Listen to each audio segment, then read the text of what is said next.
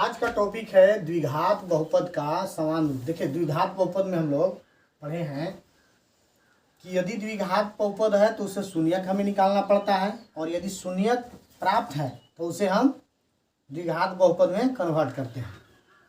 यहाँ देखिए, द्विघात बहुपद का समान रूप कैसा होता है, तो वह ax स्क्वायर और bx प्लस c के रूप में होता है, जहाँ की a जो होता है वह अचर पद होता है। यानी a बराबर अचर पद में हम 0 नहीं लिख सकते हैं। यहाँ पे अगर कुछ भी नहीं हो तो कम से कम 1 लिखेंगे। a का मान अगर कुछ भी न रहे तो हम क्या लिखेंगे, 1 लिखेंगे। पहला स्टार में देखें तो एक द्विघात बहुपद के वास्तविक शून्यकों की संख्या कितनी होती है, 2। यानी द्विघात बहुपद को हम अधिक से अधिक 2 शून्यक निकाल सकते हैं। उस शून्यक का नाम क्या है, तो अल्फा और बीटा के रूप में हम जानते हैं। यदि अल्फा और बीटा द्विघात बहुपद ax square plus bx plus c के शून्यक है तो शून्यक का योग जो होता है हम उसे शून्यक का योग बराबर अल्फा प्लस बीटा कहते हैं। यानी 2 शून्यक है और शून्यक का नाम क्या है दोनों का, अल्फा और बीटा। और यदि योग कहेगा तो हम क्या कर देंगे, जोड़ कर देंगे। यानी अल्फा और बीटा का मान जो रहता है उसे जोड़ने पर शून्यकों का योगफल प्राप्त होता है। और अल्फा प्लस बीटा यदि द्विघात समीकरण दिया हुआ है तो अल्फा प्लस बीटा बराबर जो होता है माइनस बी जो होता है अब बटा ए के बराबर होता है। शून्यकों का गुणनफल जो होता है अल्फा इंटू बीटा, वह जो है हमें द्विघात बहुपद से ही प्राप्त होता है। लेकिन अब हमें यदि देखा जाए तो सी बटा ए से अगर भाग करते हैं तो अल्फा इंटू बीटा के बराबर होता है। यदि किसी द्विघात बहुपद में p इंटू एक्स से शून्यक अल्फा और बीटा हो तो एक बहुपद जो है निकालने के लिए हमें इस सूत्र का प्रयोग करना पड़ता है, a into x square minus into alpha plus beta. यानी यहाँ पे हम शून्यकों का जोड़ देते हैं और यहाँ पे हम शून्य को गुना कर देते हैं। तो हम आज के टॉपिक में सीखेंगे कि द्विघात बहुपद से शून्यक निकालना तथा शून्यक से बहुपद को निकालना, और शून्यक अगर प्राप्त है तो उसे शून्यक का योग तथा शून्य का गुणनफल।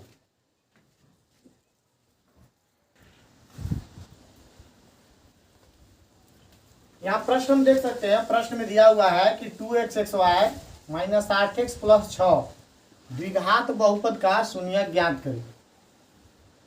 यहाँ हमें द्विघात बहुपद p इंटू एक्स जो है हमें प्राप्त है, वह 2x square minus 8x plus 6 है।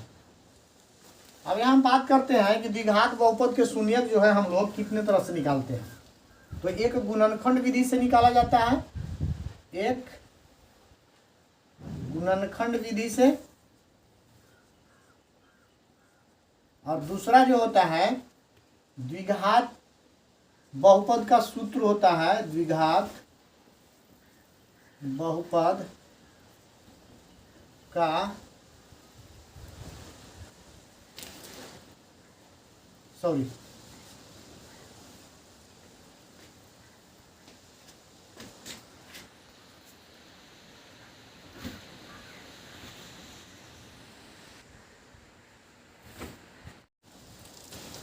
तो प्रश्न दिया गया है कि 2x square minus 8x plus 6 का द्विघात बहुपद का शून्यक ज्ञात करें।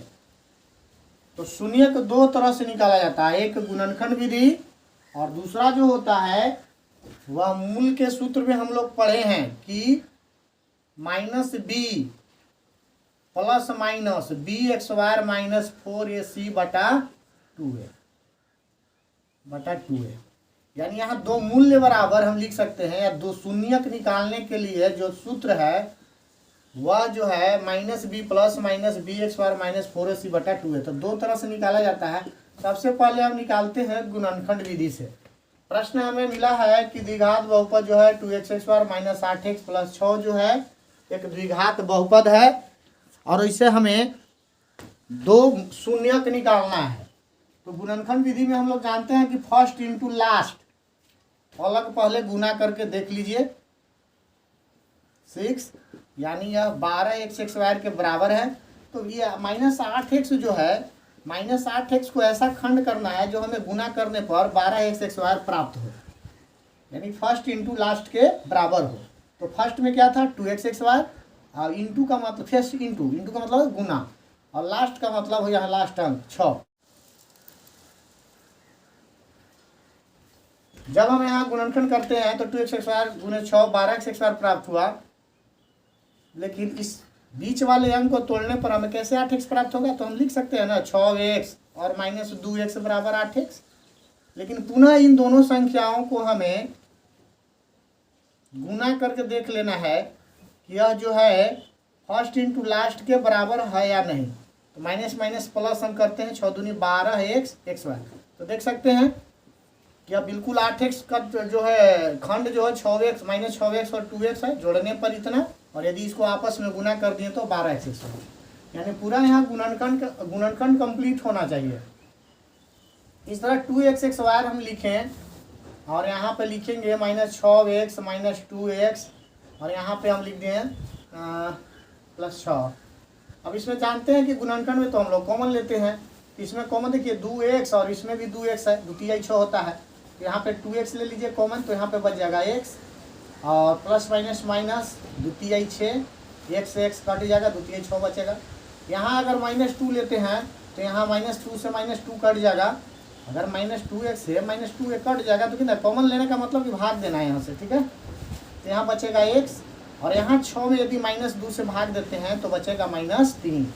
इस प्रकार हमें यहाँ भी देख लेना है कि ये दोनों सेम हो रहा है कि नहीं। देखिए सेम हो रहा है। इसमें से लिखिए 2x -2 और एक होगा दूसरा x -3।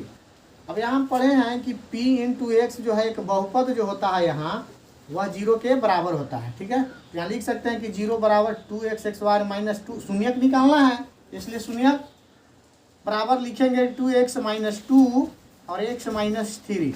यहाँ पे दो शून्यक हमें प्राप्त करना है। एक 2x(xy) -2 बराबर 0 हो गया और दूसरा हम x -3 बराबर 0 लिख सकते हैं। यहाँ पे हम देखिए 2x लेफ्ट से राइट में जाएगा प्लस हो जाएगा और यहाँ से हम काट देंगे एक बार में, जो कि x बराबर 1, यानी पहला हमारा शून्यक एक शून्यक हमें मिल गया। दूसरा में जाते हैं तो 0 पहले से माइनस में जाएगा प्लस, अगर इसको ऐड करेंगे तो कितना होगा 3, यानी दूसरा शून्यक भी हमें यहाँ दोनों x का मान जो आया वह 1 और 3 है। तो यही दो शून्यक हमें प्राप्त हुआ, यह गुणनखंड विधि से प्राप्त हुआ। इन्हीं दो शून्यकों को हम अल्फा और बीटा के नाम से भी जानते हैं, जिसे हम लिख सकते हैं कि अल्फा बराबर 1 या बीटा अल्फा बराबर 1 और बीटा बराबर 3, या तो लिख सकते हैं कि अल्फा बराबर 3 और बीटा बराबर 1। यहाँ कोई फर्क नहीं पड़ता है, क्यों? क्योंकि अल्फा और बीटा के या तो जोड़ता है या तो गुना करता है। 3 एकम 3 और 3 एक 4, चाहे दाएं साइड लिखिए या बाएं साइड, कोई फर्क नहीं पड़ता है। तो देख सकते हैं कि गुणनखंड विधि से हम किस प्रकार दो शून्यक निकालें। अब हम चलते हैं, दूसरा विधि जो है वह है दो शून्यक को निकालने के लिए एक सूत्र का प्रयोग किया गया है। वह सूत्र है -b प्लस -bxy -4ac। तो देखिए सबसे पहले हम इस समीकरण में देखिए इसमें -b बोल रहा है, b बोल रहा है, चलिए b तो सबसे पहले हम यह जानेंगे कि इस द्विघात बहुपद में a है आखिर कौन। तो देखिए पहले वाला जो x(x)y घात अधिक है, इसमें जो अचर पद है यही a होता है। यही कहीं कहीं पे 0 रहेगा, सॉरी 0 नहीं रहेगा, ये हम पहले ही पढ़ चुके हैं कि 0 नहीं हो सकता है, कुछ नहीं रहेगा। अगर कुछ नहीं है तो आपको समझना है कि यहाँ 1 है, और उस स्थिति में हम a का मान जो है से 1 लिखेंगे। लेकिन यहाँ क्या है 2 है, तो यहाँ पे लिखिए 2 a बराबर, और दूसरा हम b बराबर इसमें लिखेंगे। तो देखिए b क्या है, तो -8 है, ये भी अचर पद है, और इसमें c जो है ऑटोमेटिक वो अचर रहता ही है, तो उसे हम लिख सकते हैं यहाँ पे द्विघात में 6। अब सूत्र का प्रयोग करते हैं तो लिखेंगे कि -b plus minus bxy -4ac बटा 2a। इसे कहीं कहीं पे हम d भी पढ़ते हैं, तो d का मतलब ही होता है bxy -4ac। वहाँ भी या तो अलग मान निकाल लीजिए या तो यहाँ साथ में निकालिए, कोई डिफरेंस नहीं होगा। यहाँ पे -b देते हैं तो माइनस तो सूत्र में था और इसका मान भी माइनस है, तो इसे हम कोष्ट में लिख देंगे, ठीक है। Plus minus root bxy minus bxy, तो b का मान क्या है देखिए यहाँ पे, b का -8 है, वर्ग है तो वर्ग कर दीजिए, -4 गुना है ए का मान 4 इंटू ए, सी का मतलब ही है गुना गुना में है, तो गुना ए का मान 2 हो गया और सी का मान यहाँ पे 6 हम लिख सकते हैं। अब आगे देखिए कि 2a बोल रहा है, तो 2 गुना ए का मान कितना है, तो 2 है, हो गया। अब यहाँ पे हम माइनस और माइनस, अब देखिए इसको हम कैलकुलेशन करेंगे, ठीक है। माइनस और माइनस क्या होता है, तो प्लस, प्लस माइनस, यहाँ पे रूट है, रूट के अंदर वर्ग है। 8 को यदि -8 को 2 बार करेंगे, यानी -8 गुने -8 कर दिया जाए तो माइनस माइनस प्लस होगा, और 8 8 64, तो हम यहाँ 64 लिख लेंगे। यहाँ पे भी गुना है, 4 दूनी 8 दूनी 16, ठीक है। 8 8 64 और 4 दूनी 8 सॉरी 4 दूनी 8 और 8 छक्का 48। अब यहाँ पे हमें देखिए 2 दूनी 4 है। अब यहाँ क्या करना है कि 2 शून्य हमारा निकलेगा, वह जो है एक बार यहाँ जोड़ने से निकलेगा, एक बार घटाने से, तो 2 शून्य प्राप्त हो जाएगा। लेकिन यहाँ सबसे पहले हम वर्गमूल के अंदर देखिए घटाव की क्रिया है, तो यहाँ पे करेंगे 64 में से 48 घटेगा, 16 बचेगा, और यहाँ पे 4। अगर यहाँ फिर से हम 8 लिखते हैं और प्लस माइनस, तो 16 का वर्गमूल कितना होगा, 4/4। तो 2 शून्य यहाँ पे है, तो हम लिख सकते हैं कि एक शून्य माने कि अल्फा बराबर लिख दीजिए 8 + 4/4, इसे जोड़ दीजिए, 8 4 12, 12 4 4 3 12, 3 प्राप्त हुआ है अल्फा। अगर बीटा इसको हम मानते हैं तो एक बार जोड़े तो एक बार घटाव कर लेते हैं। यहाँ पे 8 - 4, तो 8 में से -4 तो कितना बचेगा, 4, और 4/4 से कितना एक बार में कट जाएगा। तो अल्फा बीटा 3 और 1, यानी 2 मूल हमें यहाँ भी 3 और 1 के रूप में हमें प्राप्त हुआ। तो देखिए, चाहे आप तो गुणनखंड विधि से बनाइए, या तो 2 शून्य निकालने के लिए जो सूत्र है -b + -bx² - 4ac के √2 है, इस पर निकालिए। दोनों स्थिति में हमें जो है आंसर जो है समान आना चाहिए। ऐसा नहीं कि हम गुणनखंड विधि से बना रहे हैं तो दूसरा, और द्विघात बहुपद के जो सूत्र यहाँ पे है निकालने के लिए, वो तो आगे हम पढ़ेंगे इसके बाद। क्योंकि शून्यक जब हमें प्राप्त रहता है ना, तो जैसे आंसर टू क्वेश्चन पढ़ेंगे हम। तो देखिए, इसमें हम लोग शून्यक पढ़ रहे थे, तो शून्य का द्विघात बहुपद में शून्य का अच्छी तरह से आप लोग रिवाइजिंग करके बना सकते हैं।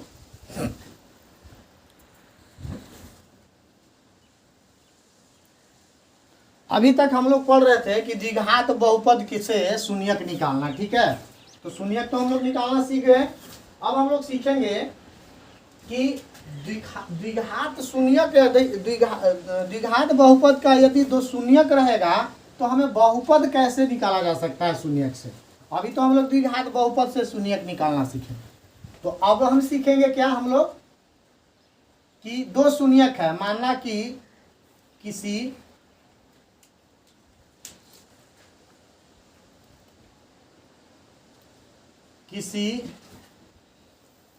बहुपद, किसी द्विघात बहुपद के द्विघात बहुपद के 2 शून्यक, 1 और 3 है, 1 और 3 है। या तो कहीं कहीं पर रहेगा कि अल्फा और बीटा दिया हुआ है, और आपको क्या करना है, द्विघात बहुपद निकालना है। द्विघात बहुपद जिसे हम p × x भी कहते हैं, निकालना है। तो कैसे निकाला जा सकता है, शून्यक आपके पास 2 दिया गया है, ठीक है। 2 शून्यक आपके पास दिया गया। सबसे पहले हम इसको किसी एक को अल्फा तो दूसरे का बीटा, यानी 2 ही नाम यहाँ है, तो चाहे इसको दे दीजिए अल्फा, चाहे इसको दे दीजिए बीटा, चाहे इसको बीटा, चाहे इसको अल्फा। तो हम यहाँ मानते हैं कि अल्फा माना कि 2 शून्यक जो है उसमें से एक अल्फा है जो 1 है। दूसरा अगर हम लिखते हैं कि बीटा बराबर 3, लिख लिया, हमने मान लिया कि अल्फा इसमें से 1 है तो बीटा इसमें 3 है, 2 शून्यक है। अब हमें द्विघात बहुपद निकालना है। तो द्विघात बहुपद का सूत्र में हम लोग पढ़े हैं, द्विघात बहुपद का सूत्र हम लोग पढ़े हैं, जिसको हम p × x के नाम से भी जानते हैं। वह जो है a × x² - अल्फा + बीटा, ध्यान दीजिएगा यहाँ पे 2x, यानी अल्फा और बीटा का जो मान यहाँ है हम यहाँ पे बैठा देंगे, ठीक है, रख देंगे। और यहाँ पे अल्फा इंटू बीटा जो होता है आपस में गुना हो जाता है। चलिए देखते हैं, यहाँ ए जो है अचर पद है, यहाँ ए बराबर जो है नहीं है 0, यानी ये साफ कहता है कि हम एक कुछ नहीं है बाबू, तो कम से कम एक तो जरूरी होगा, तो हम यहाँ एक रख सकते हैं, रखने के लिए स्वतंत्र है। तो अब यहाँ पे हम देखिए कि लिखेंगे कुछ नहीं, तो अल्फा ए के जगह हम एक लिख सकते हैं, और यहाँ पे x बार है, ठीक है, x बार द्विघात बहुपद हो गया। अब अल्फा प्लस बीटा का रहा था, अल्फा के जगह आप अल्फा के मान दे सकते हैं, तो डायरेक्ट आप जोड़ भी सकते हैं कि 3 और 1 4 होगा, तो अल्फा के जगह हम लिख दिए 1 और बीटा के जगह 3 इंटू x, ठीक है। अब यहाँ अल्फा इंटू बीटा 1 गुने, यहाँ भी अल्फा की जगह 1 है और बीटा की जगह 3 है, लिख दिए। अब हमें क्या है कि सबसे पहले हम कोष्ठ के अंदर की क्रिया करेंगे, तो कोष्ठ के अंदर क्रिया करते हैं तो यहाँ पे 3 1 4 हो जाएगा, और बाहर से x है यहाँ पे, और 3 एकम 3, ठीक है। यहाँ पे हम देख सकते हैं कि ज्ञात हमें कितना हो जाएगा यहाँ पे, तो यहाँ भी 1 का 1 रह जाएगा, x बार -4, अब इधर से गुना करेंगे तो -4x हो जाएगा और +3। यहाँ से यदि 1 से गुना करेंगे तो कितना हो जाएगा, ये जो मंडली कोष्ठ है समाप्त हो जाएगा, ठीक है। 1 से गुना करेंगे समझ टूट जाएगा, तो यहाँ पे लिखेंगे x बार -4x + 3।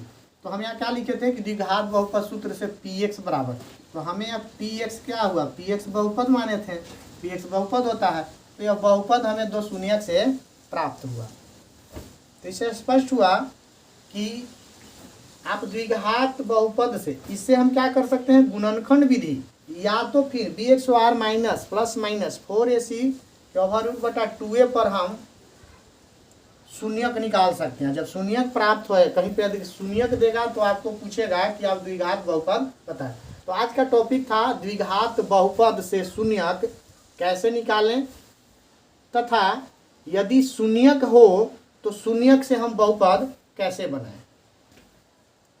तो मैं आशा करता हूं कि आप लोग को अच्छी तरह से यह समझ में आ गया होगा।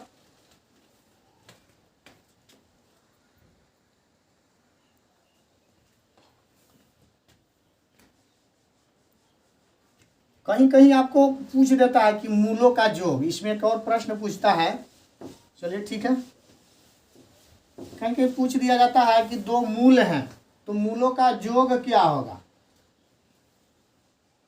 तो देखिए मूलों का योग कहने से यह समझ में आ रहा है, मूलों मतलब मूल यहाँ पे 2 है, जिसे अल्फा और बीटा के रूप में हम मानते हैं, अल्फा 1 है तो बीटा 3 है। अब मूलों का योग क्या होता है, मूलों का योग कहें तो मूलों का योग बराबर जो होता है अल्फा प्लस बीटा होता है। तो कहने का मतलब मूलों का योग पूछे थे, अल्फा 1 है और बीटा 3 है, तो जोड़ दीजिए 4 हो गया, यानी मूलों का योग क्या कह सकते हैं, हम 4 कह सकते हैं। अगर मूलों का हमें गुणनफल पूछा जाता है, मूलों का गुणनफल, तो हम जानते हैं कि मूलों 2 मूल है, दोनों का आपस में गुना कर देंगे तो कितना होगा, 3 एकम 3। लेकिन यही अगर सूत्र है तो सूत्र क्या कहता कि अल्फा और बीटा जो है से दोनों आपस में गुना हो जाता है, यानी अल्फा इंटू बीटा होता है मूलों का गुणनफल बराबर। तो अल्फा के जगह 1 मान रखें, इंटू के जगह गुना हो गया 3। यहाँ देखिए कि 3 हमें प्राप्त हो गया, यानी कि यहाँ मूल को योगफल जो है 4 हम कर सकते हैं और गुणनफल जो है 3 है। कहीं कहीं पे आपको डायरेक्ट मूलों का गुणनफल रहेगा और मूलों का योग दिया हुआ रहेगा, आपको बोल देगा कि आप द्विघात बहुपद निकालें, तो लोग वहाँ कभी कभी ना गड़बड़ा जाते हैं, गुणनफल को ही मान लेते हैं कि यह शून्यक है। तो कृपया ध्यान रखिएगा कि क्वेश्चन पढ़ते समय यह ध्यान दीजिएगा कि मूलों का योग है या शून्यक है, अन्यथा आप यहाँ पे अगर जहाँ डिसमिस हुए तो आपका जो है, यदि आप प्रश्न को नहीं समझेंगे तो आप जवाब अच्छी तरह से नहीं दे पाएंगे, यानी कहें तो गलत जवाब आप दे देंगे। तो मूल का योग और गुणनफल अगर रहेगा तो ध्यान रहे कि जोड़ना नहीं है बाबू, कोष्ठ के अंदर जो अल्फा और प्लस बीटा रहता है ना, वहाँ योग का मान डायरेक्ट है तो ये लिख दीजिए, और अल्फा इंटू बीटा बराबर आता है तो वहाँ पे हम गुणनफल का मान लिखेंगे। अगर शून्य करेगा तब आप बैठा सकते हैं, दोनों को जोड़ सकते हैं रख के।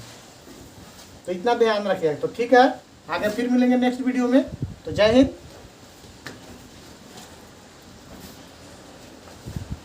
अगर किसी तरह का इस वीडियो में त्रुटि देखते हैं तो आप कमेंट में लिख सकते हैं, ठीक है। आपको वहाँ जरूर कमेंट में रिप्लाई दिया जाएगा।